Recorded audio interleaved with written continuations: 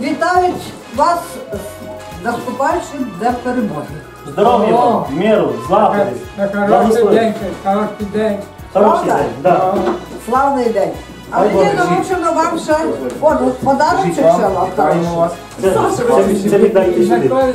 Це туди. Доброго дня. Добрий день.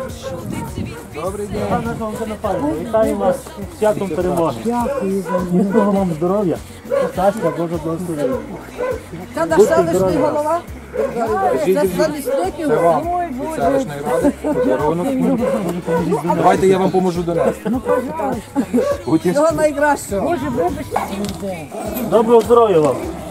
Здравствуйте, Станіслав Хочу Мартинович. привітати вас з святами. З Днем перемоги. Здоров'я, миру, щастя, здоров'я. Наш селищний голова. Селищний голова наш. Святом вас. Замісник. Вам подарунок великий. Ой, вітаємо вас з наступаючими святом перемоги. Добра вам, злагоди, миру, Божого благословення. Хай вас Бог береже.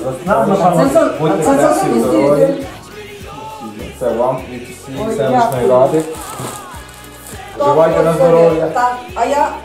Ага. Вітаємо з Днем Добрий день. перемоги.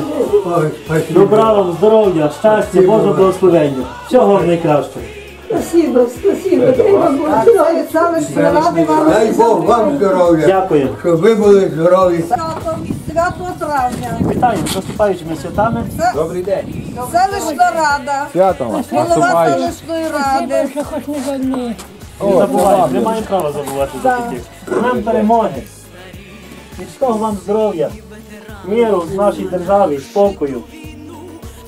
Ми вас вітаємо з наступаючим святом Днем перемоги. Бажаємо міцного здоров'я, добра, злагоди, миру. І такий маленький наш презент від селищної ради. Спасибо вам. Хай вам Бог дає здоров'я,